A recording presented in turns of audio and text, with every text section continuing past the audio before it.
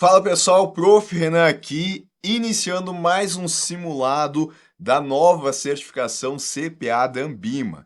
Nesse vídeo eu vou fazer aqui para vocês uma super revisão, dos temas que estão presentes aqui nesse simulado, para que vocês peguem todas as nuances do conteúdo, tá? Então esse vídeo vai ajudar aí bastante quem já agendou a sua prova ou está para agendar a prova, para que vocês vejam aí se vocês realmente estão dominando todos os assuntos que podem aparecer na prova de vocês. Só antes da gente começar, como sempre, peço que vocês deixem um like no vídeo, para dar aquela moral. E também, quem não for inscrito aqui ainda no canal, aproveita, se inscreve, ativa o sino de notificação, que é importante também, e acompanhe aqui os vídeos, porque eu trago aí vários vídeos a respeito das certificações financeiras, tá bom?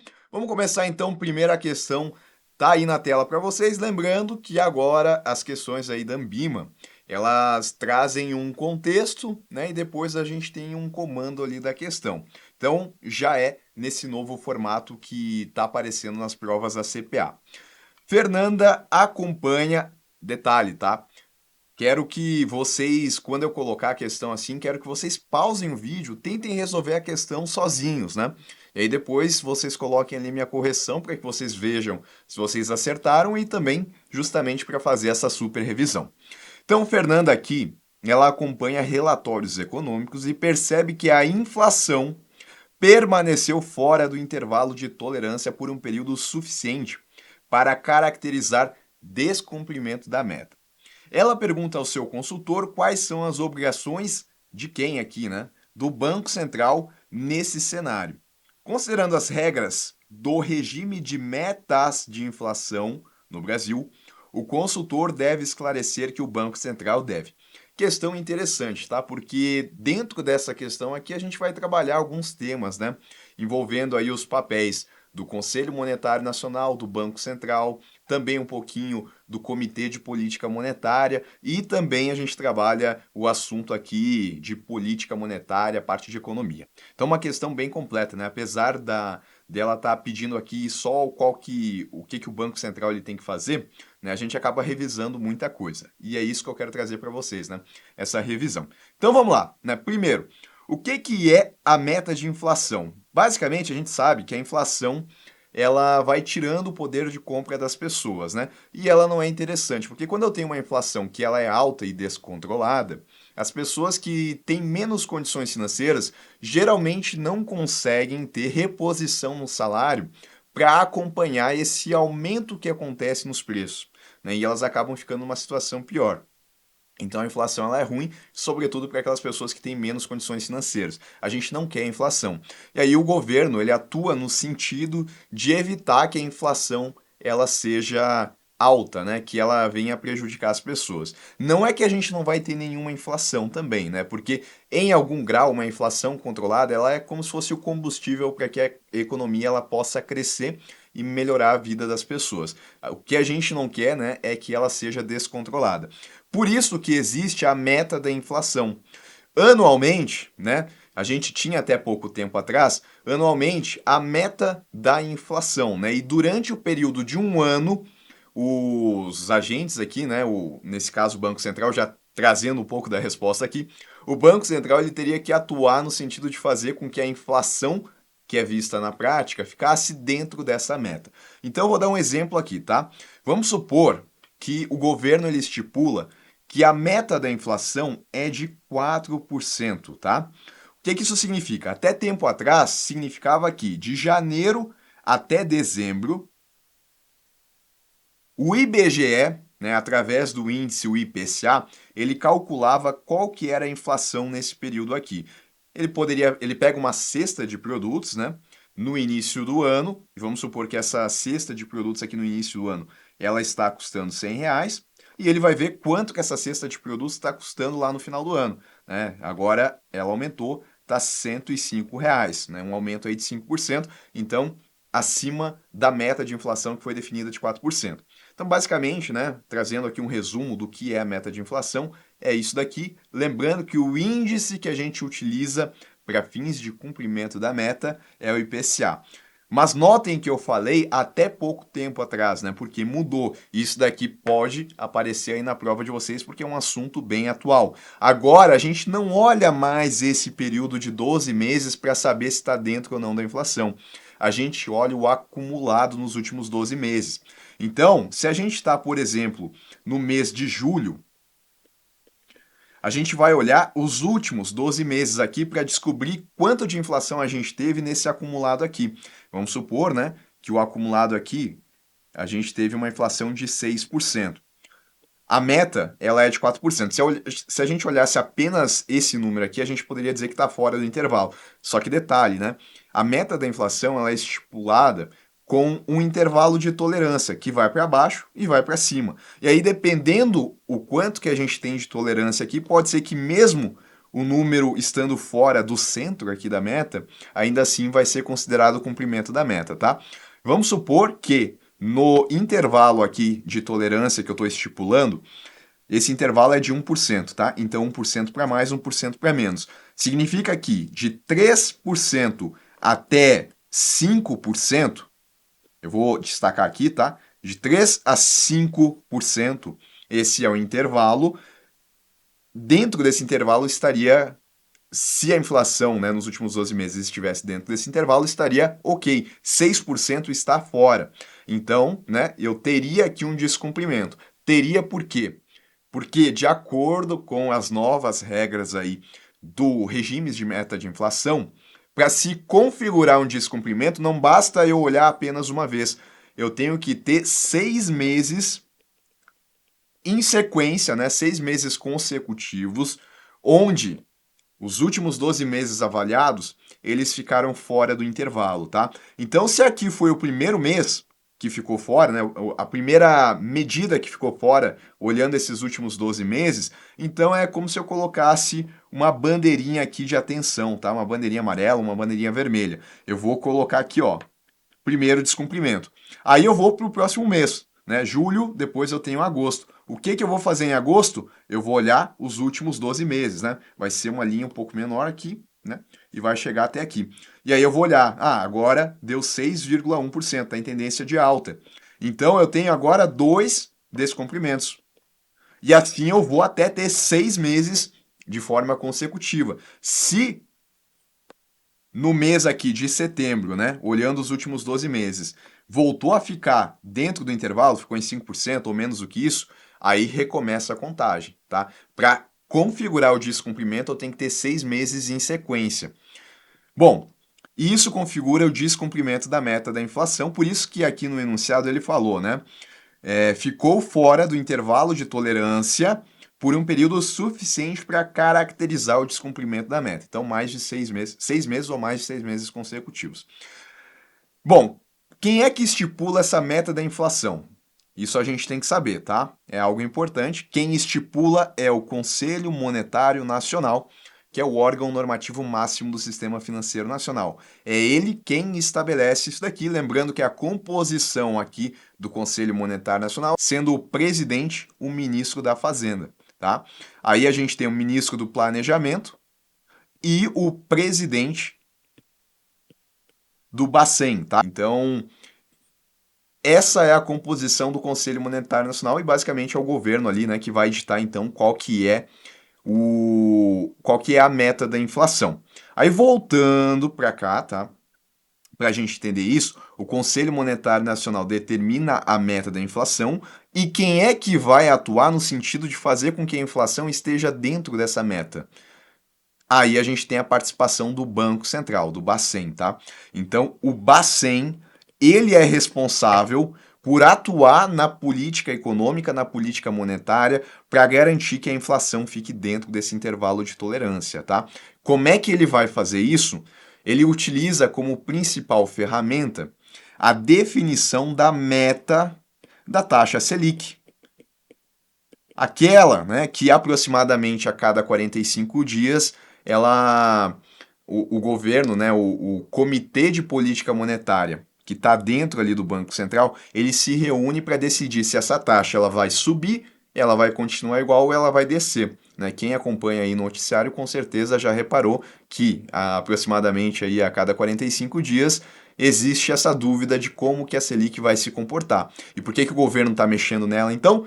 Justamente para fazer o controle disso daqui, a inflação, já que é o principal objetivo aí do Banco Central, tá? Então, lembrando que o Banco Central ele determina a meta da taxa Selic através do seu Comitê de Política Monetária, o Copom, tá? O Copom, ele é composto pelos diretores do Banco Central. Perfeito? Beleza, né? Vamos lá para responder agora essa questão depois da gente revisar todos esses pontos.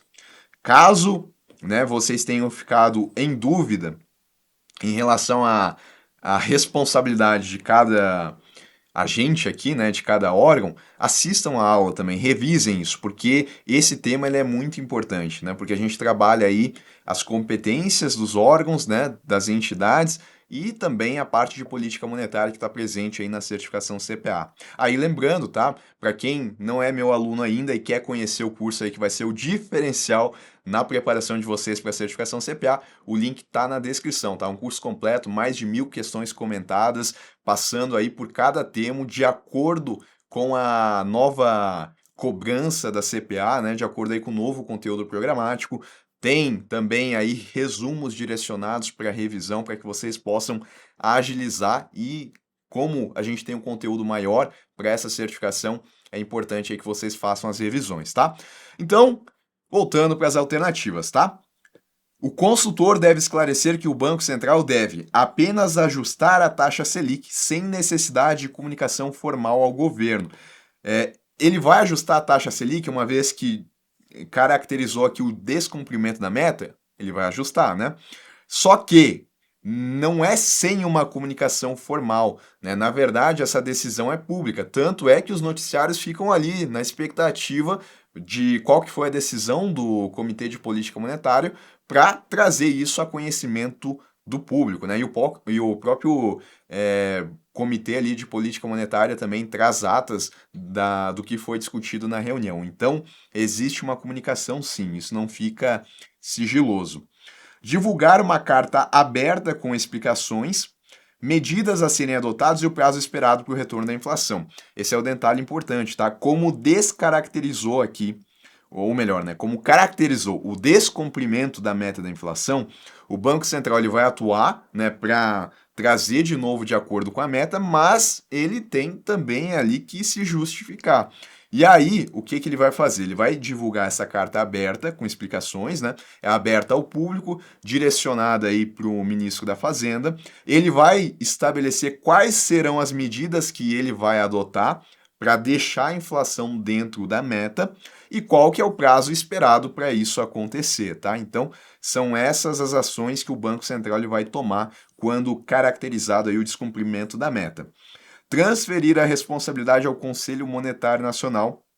Ele não transfere essa responsabilidade, continua sendo dele, ele só vai trazer ali as justificativas, vai dar o prazo para o retorno, né, o que ele vai fazer, e vai atuar no sentido de dele mesmo, né, de ele conseguir resolver essa situação. Suspender temporariamente a política monetária até que a inflação retorne ao intervalo. Aí tá errado, né? Porque a política monetária é a forma através da qual ele vai resolver essa situação, né? É a forma como ele já vem trabalhando. Então, se ele suspender isso, a tendência é que as coisas continuem piorando. Então, não é uma medida a ser executada. Por isso que aqui na primeira questão a gente vai ficar com o gabarito na letra B. Próxima. Cláudia tem 35 anos e está planejando sua aposentadoria de longo prazo. Ela deseja um investimento flexível que permita diversificar sua carteira sem impactar sua tributação atual. Tá? Então, aposentadoria de longo prazo, investimento flexível, diversificação na carteira. O objetivo dela é formar um patrimônio ao longo dos anos para ter uma reserva complementar na aposentadoria. Tudo tranquilo, né? Atualmente, ela tem uma renda bruta anual de R$ 120 mil, faz a declaração, isso daqui é uma informação importante, tá?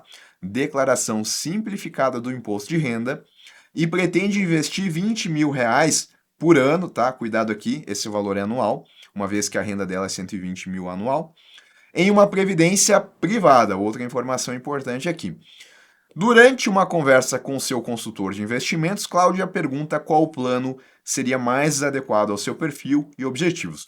Quando a gente tiver uma questão que ela trata do tema de previdência privada, assim, é quase certo que ela vai cobrar a diferença entre os dois planos que a gente tem, né?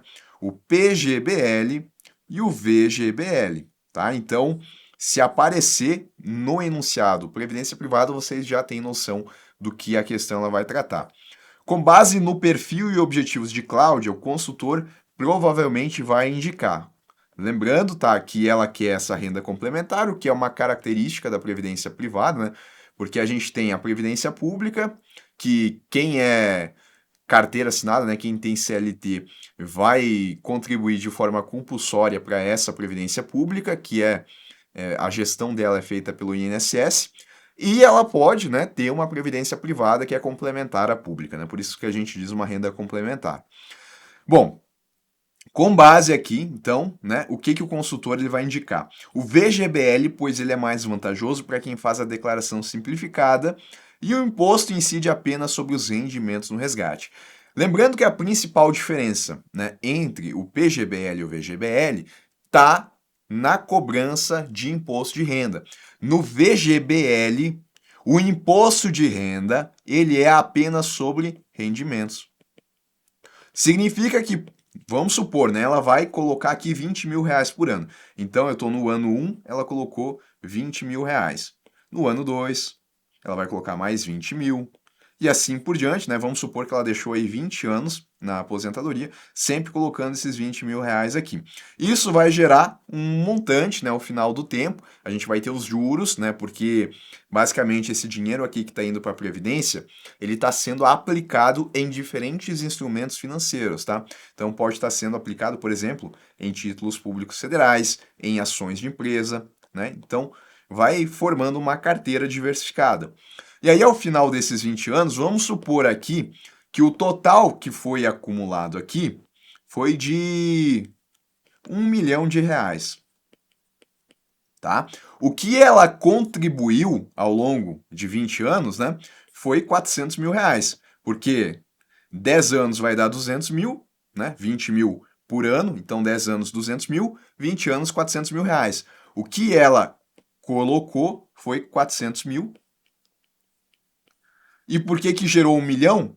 Por conta dos rendimentos, né, dos juros das operações aqui, ou da valorização das ações, enfim, tá? Então, 400 mil é o que saiu do bolso dela, 1 milhão é o que acumulou através da remuneração da carteira de investimentos que ela tinha. Agora, quando eu falo que no VGBL ela vai pagar imposto de renda apenas sobre os rendimentos, isso significa que ela não vai pagar imposto de renda nesse valor total aqui de 1 milhão de reais. Não, né? Porque se ela, do bolso dela, ela investiu 400 mil, significa que o que a gente teve de rendimentos aqui foi 600 mil reais. E ela vai pagar imposto de renda sobre esses 600 mil. Se ela usou a tabela regressiva, como são 20 anos, né? Claro que tem que considerar, na verdade, o prazo individual aqui de cada aplicação, tá? Então, para a última aplicação que ela fez, eu vou ter uma alíquota específica. Para a primeira aqui que ela fez, vai ser a menor alíquota. Mas só para a gente usar um exemplo aqui, vamos supor que a menor alíquota aqui teria valido para os 600 mil que ela colocou. Aí a menor alíquota seria de 10% de imposto de renda, né? Isso na tabela regressiva. Então, sobre esses 600 mil, ela pagaria o valor de 60 mil reais de imposto de renda e ela ficaria com o restante, né? Ela ficaria aqui com 940 mil. Tá? Pensando aqui no resgate através do pagamento único, né? Onde ela pega todo o valor numa vez só. Essa é uma característica do VGBL.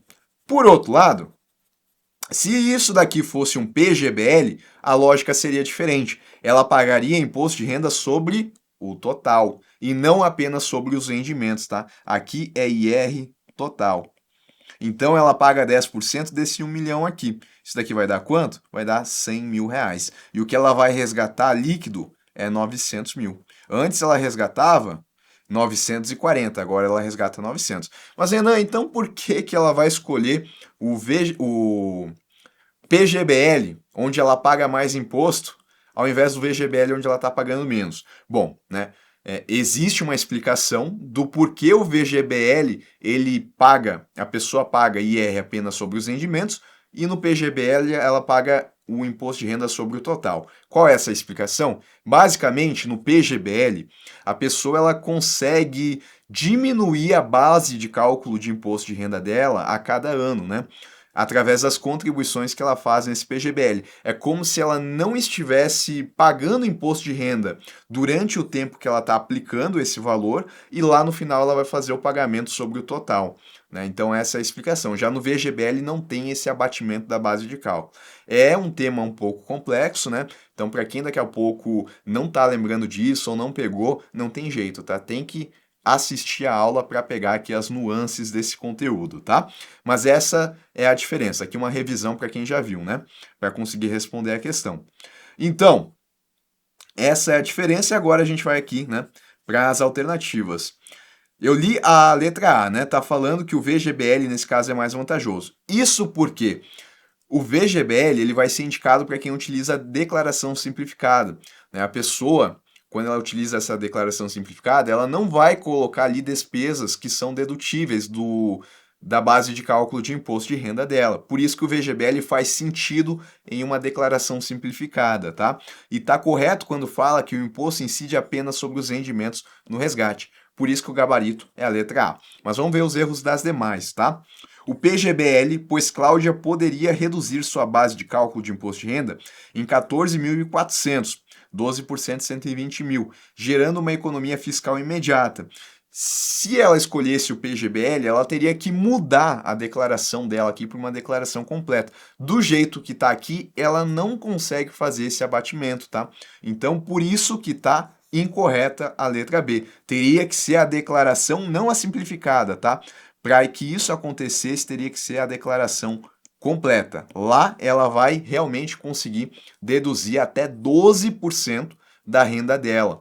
Nesse caso, a renda dela é 120 mil, ela conseguiria abater 12%, mas teria que ser a completa. O VGBL, pois esse plano permite deduzir, o VGBL não permite dedução. Isso é característica do PGBL. O PGBL sempre será a melhor opção para qualquer investidor, pois permite deduzir os aportes e pagar menos imposto no momento da aplicação. Tá errado, né? Porque a gente acabou de ver que para o caso aqui da Cláudia, é mais indicado VGBL e não PGBL. Então já não é algo que vai ser para todo mundo. E até porque, se ele fosse sempre melhor, por que que existiria o VGBL, né? Se existem dois aqui, é porque eu vou ter situações em que um vai ser melhor que o outro, dependendo da pessoa, né? Dependendo de cada pessoa. Próxima questão aqui. Rodrigo, profissional certificado, está atendendo Marcelo, que busca alternativas de investimento em renda fixa privada e deseja avaliar se as debêntures são adequadas para sua carteira, tá? Então, informação importante, está falando aqui sobre debêntures que são títulos emitidos por empresas. Marcelo ouviu que as debêntures podem oferecer rentabilidade atrativa e superar investimentos bancários, mas tem dúvidas sobre os diferentes tipos e suas garantias. Durante a conversa, menciona que pretende investir em uma debênture emitida por uma empresa do setor elétrico, pois acredita que todos os títulos desse segmento possuem garantias e baixo risco de crédito. Agora, Rodrigo precisa esclarecer qual é o critério correto para avaliar a segurança de uma debênture e se o setor de atuação da empresa emissora influencia esse fator. Considerando a intenção do Marcelo de investir em debêntures do setor elétrico, Rodrigo deve esclarecer que a segurança desse investimento depende principalmente de. Vamos lá então, né? Eu estou falando aqui de uma empresa do setor de iluminação, né? Do setor elétrico. Essa empresa aqui, né? Isso daqui é a empresa, tá? Essa empresa, ela pode emitir um título chamado debenture incentivada. Incentivada. Por que que ela se chama incentivada? Porque existem setores da economia que o governo ele quer buscar investimentos nesses setores, né? Setor da iluminação, saneamento básico, mobilidade urbana. Então, por isso que essa empresa do setor elétrico ela consegue emitir essa debenture que é incentivada pelo governo. Uma debênture, basicamente, é um título de crédito que dá o direito da pessoa que comprou, né, a gente poderia colocar assim, que comprou essa debênture, de receber, ao final de um determinado prazo, um valor que ela colocou, mais os rendimentos, né, mais a remuneração do dinheiro. Então vamos supor que a pessoa comprou essa debênture pelo valor de 100 mil reais. Eu tenho aqui um desembolso no fluxo de caixa dela, e depois de um período aqui, né, que geralmente são anos, ela vai receber, aqui no caso específico da debênture incentivada são prazos mais longos, tá? Então vamos supor que são 6 anos, ela vai receber o valor aqui de 200 mil reais. Então basicamente é isso, tá? É um título emitido por uma empresa, por isso é um título privado, é incentivado pelo governo, e isso vai trazer algumas características a essa debênture que a gente já vai falar sobre, onde a pessoa ela vai receber o dinheiro que ela usou para adquirir a debênture e vai receber aqui uma remuneração adicional, né? Então ela colocou 100, recebeu 200, 100 mil reais aqui são de rendimentos depois do prazo de 6 anos. Perfeito? Bom, como é uma empresa que está emitindo essa debênture, o risco que essa pessoa tem quando ela coloca o dinheiro dela numa debênture é dessa empresa aqui, por exemplo, quebrar e não fazer o pagamento do que é devido a essa pessoa. Eu pergunto, é mais fácil uma empresa quebrar ou um banco tradicional? Itaú, Bradesco, por exemplo, né? Bancos tradicionais, Banco do Brasil. O que é mais fácil de acontecer? É mais fácil da empresa quebrar, né? A chance do Banco do Brasil, do Itaú, do Bradesco quebrar, ela é bem pequena. Por isso que esse título, ele tem um risco maior. E esse risco é o que a gente chama de risco de crédito, né? O risco de inadimplência. Por outro lado, se ele tem um risco maior, ele traz uma remuneração que geralmente tende a ser maior do que bancos tradicionais vão trazer, ou mesmo o governo vai trazer em títulos públicos. E aí a pessoa vai fazer essa análise, se vale a pena ela correr esse risco de acordo com a remuneração que ela está recebendo, tá? Agora, o que ela traz por ser incentivada, né? Ela traz a possibilidade de isenção de imposto de renda para a pessoa que adquiriu, porque ela colocou 100 mil, ela recebeu 200. Ela teve um ganho de capital aí, né? Ela teve essa remuneração adicional. E, na maioria dos investimentos em renda fixa, ela teria que pagar imposto de renda aqui sobre os rendimentos. Né? A gente acabou de ver uma questão aqui sobre PGBL e VGBL, onde a pessoa tinha que fazer o pagamento de imposto de renda. Aqui, se fosse outro investimento, né, uma debênture normal, ou um título público, ou um CDB, a pessoa teria que pagar imposto de renda. Agora, sendo uma debênture incentivada, a pessoa pode não precisar pagar esse imposto, desde que essa debênture ela atenda algumas características específicas, tá? Por exemplo, a remuneração tem que ser pré-fixada ou através da correção de um índice de preço. O prazo médio de pagamento tem que ser superior a 4 anos. A distribuição de cupons tem que ser acima de 180 dias, né? Tem que ter pelo menos esse intervalo de 180 dias. São regras que essa debênture ela tem que cumprir para que exista a isenção de imposto de renda para a pessoa física que adquiriu essa debênture, tá? De novo, tem que assistir a aula caso vocês não estejam lembrando desses pontos, porque isso é importante. E são apenas as empresas dos setores incentivados pelo governo que vão conseguir fazer isso, né? A exemplo aqui do setor de iluminação. Entendido isso, agora a gente vai aqui para as alternativas. O setor de atuação da empresa emissora, né? A gente quer saber a segurança desse investimento, ele depende do quê? O setor de atuação da empresa emissora, pois empresas do setor elétrico sempre possuem menor risco de inadimplência, e não necessariamente, né?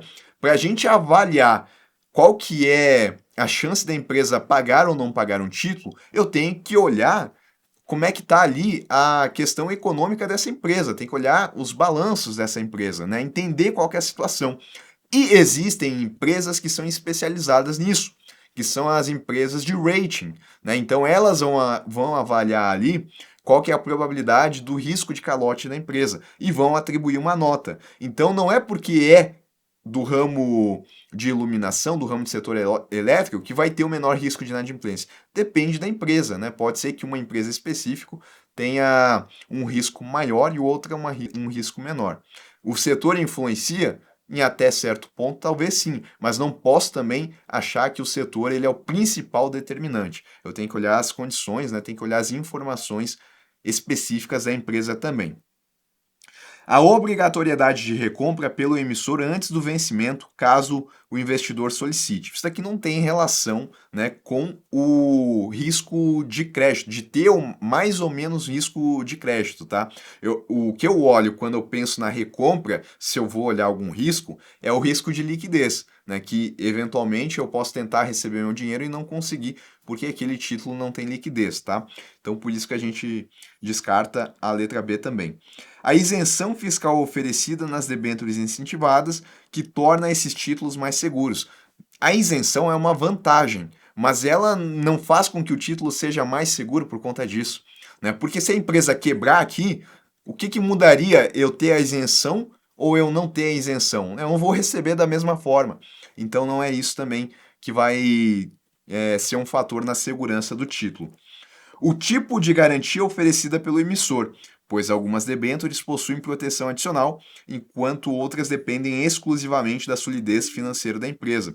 E aí tá correto, né? Porque na emissão dessa debênture aqui, a empresa ela pode estipular algumas garantias adicionais, né? A gente tem lá as garantias reais, subordinadas, flutuantes. Então, podem ser estabelecidas garantias, e isso vai trazer uma segurança maior para a pessoa que está colocando o dinheiro dela, né? Então isso diminui o risco de crédito. Agora, se não tiver nenhuma garantia, aí vai depender exclusivamente da solidez financeira da empresa. Então está correto a letra D, por isso que a gente vai marcar ela. Próxima questão aqui. Gabriel recebeu um bônus salarial da sua empresa e pretende usá-lo para dar entrada em um imóvel. Para completar o montante necessário, ele pretende vender o seu carro. Enquanto aguarda a venda do veículo, ele pensou em aplicar o bônus para que possa render, tá? Então recebeu esse bônus, ele quer comprar um imóvel, mas até lá, né, até ter o montante necessário, ele quer aplicar esse bônus para que ele fique rendendo alguma coisa. Sem saber que investimento fazer, perguntou a um amigo, né, que lhe sugeriu que investisse o valor total do bônus na poupança, na caderneta de poupança. Vamos lá. Considerando que ele consiga vender o carro em até 3 meses, a análise mais adequada sobre a recomendação do amigo seria que, detalhe, né? Ele recebeu o bônus aqui para dar a entrada, mas ele tem que vender o carro dele para completar o restante. Então ele vende o carro e ele tem o dinheiro para dar a entrada no imóvel. Basicamente, essa questão ela está colocando aqui para gente que ele vai precisar do dinheiro em 3 meses, tá? Então vamos supor que o bônus que ele recebeu não cita aqui no enunciado, mas eu vou colocar um número só para facilitar a nossa análise, tá? Então vamos supor que ele recebeu aqui o valor de 100 mil reais, isso aqui, né, no mês 1. Né? Eu vou colocar aqui, ó, ele recebeu isso aqui em janeiro, tá? E aí a gente vai ter o mês de fevereiro, que vai contar um mês de março, que vai contar 2 meses, e em abril ele vai vender o carro dele aqui, vamos supor que ele vai vender pelo valor aqui de 100 mil reais também, tá? E aí, aqui ele vai dar o valor, né? Vender o carro, ele já vai dar o valor de entrada para o imóvel, que vai ser o valor de 200 mil reais. Então, ele quer deixar esses 100 mil reais que ele recebeu em janeiro, até o mês aqui de abril, aplicado em algum lugar, né? Para que renda alguma coisa, para que quando chegue lá em abril, ao invés de ter 100 mil, tenha 102 mil reais, 101, 103, depende da rentabilidade que ele vai conseguir, tá? Mas ele não quer deixar esse dinheiro parado, até porque se ele está parado, ele já está perdendo dinheiro para a inflação, né? Então, ele quer rentabilizar esse dinheiro. E aí o amigo dele falou para ele investir na caderneta de poupança. Bom, considerando que ele consiga vender esse carro, né? Qual que é a análise mais adequada sobre a recomendação do amigo? A poupança não seria recomendada, pois a rentabilidade oferecida por qualquer CDB seria superior nesse período. Eu posso generalizar a esse ponto, dizendo que a rentabilidade de qualquer CDB seria maior que a poupança? E eu não posso, tá? Porque eventualmente eu posso achar o CDB aí de um banco pagando menos do que a poupança está pagando, tá? É difícil de acontecer? É difícil, tá? Mas pode acontecer. E além disso, né, tem que analisar também o risco de crédito, porque daqui a pouco ele pode colocar no CDB de um banco que, dependendo da situação desse banco, né, ele traga ali um risco de crédito muito elevado. Então tem essa análise que deveria ser feita também. Eu não posso recomendar aqui o CDB sendo superior à poupança em todas as situações.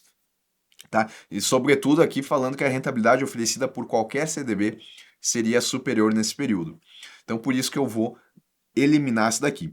A poupança pode ser uma boa opção, tá? Então não está generalizando, está dizendo que pode ser, porque tem rendimento diário e não sofre incidência de imposto de renda, tornando-a vantajosa mesmo que Gabriel venda o carro rapidamente. Aqui tem um erro, tá? Porque o rendimento não é diário da poupança. Seria diário se fosse um CDB, né? Daí é rendimento diário. Na poupança, o rendimento ele é mensal. Eu preciso deixar o valor aplicado por um mês para que eu tenha rendimento, né? E esse rendimento vai acontecer na chamada data de aniversário da poupança. Então, esse é o erro que está aqui. Começa legal falando que pode ser, né? Não quer dizer que é sempre, mas que pode ser, mas aí ele erra porque ele fala rendimento diário. A poupança pode ser uma boa opção porque é isenta de imposto de renda para pessoas físicas, e isso está correto, né? Aqui também estava correto ali em cima, e permite resgate imediato, sendo vantajosa no contexto. Esse é o ponto. No contexto dele, a poupança ela pode ser vantajosa porque ela traz essa característica de resgate diário. Eu não estou falando rentabilidade diária, estou falando resgate diário. Ou seja, eu posso resgatar a qualquer momento, uma vez que eu coloquei o meu dinheiro na poupança. Agora, para eu ter rendimento, aí eu tenho que esperar um mês. Uma coisa é o resgate, que é o poder tirar o dinheiro, outra coisa é o rendimento, que precisa de um mês, no caso da poupança, para que ele aconteça, tá? Mas eu posso realmente resgatar a qualquer momento e no contexto dele, que vai precisar do dinheiro a curto prazo, né, daqui a 3 meses, então faz sentido. Por isso que pode ser uma opção. Quer dizer que é a melhor de todas? Não, né? Daqui a pouco, se ele achasse um CDB que trouxesse a liquidez diária também, e que pagasse mais do que a poupança, com risco de crédito equivalente, em um mesmo banco, por exemplo, aí o CDB seria mais interessante, tá? Mas como ele falou, pode ser, aí a gente vai aceitar a letra C aqui. Tá menos errada, né? Não é que esteja errada, né? Mas tá mais completa, tá mais certa do que a letra A e do que a letra B. A recomendação do amigo não é válida, pois a poupança não permite resgates antes de um período mínimo de 90 dias. Aí sim, essa daqui bem errada, né? Então, a A, ela erra porque ela generaliza demais, dizendo que o CDB vai ser sempre superior. A letra B erra porque fala que é rendimento diário. E a letra D, a gente tem um erro aqui, porque fala que ela não permite resgates antes desse período de 90 dias, o que está também incorreto, tá? Pessoal, essas foram as 4 questões que eu selecionei para trazer nesse simulado, né? Espero que ele tenha ajudado aí, né? Espero que essa revisão que eu tenha feito desses temas aqui tenha ajudado aí durante a preparação de vocês, tá? Continuem resolvendo questões o máximo que vocês conseguirem, avaliem o desempenho de vocês para ver se vocês estão conseguindo aí, no mínimo, né? Na prova vocês precisam de 70%, mas nos simulados eu gostaria aí que vocês fizessem acima de 80, tá? Para que vocês tenham uma segurança quando vocês forem fazer a prova de vocês, tá? Lembrando, na descrição aí tem o link do meu curso para quem quer se preparar aí de forma eficiente, né, para essa certificação CPA. E também, tá, aí na descrição, logo abaixo, tá o link para o meu pacote de flashcards no Anki. Esses flashcards são para revisão, né, para quem quer otimizar a revisão. Dentro do flashcard, além de ter a resposta da pergunta, nos meus flashcards vocês também encontram um botão de revisão, onde vocês conseguem revisar o conteúdo diretamente no flashcard, né? Sem a necessidade de ter que sair do flashcard e ir lá no material de vocês. Isso é importante para que vocês ganhem tempo, tá? São mais de 2.000 flashcards, todos eles já alinhados a essas mudanças que aconteceram na nova CPA. Eu vou indo nessa, um abraço a todos e até um próximo vídeo.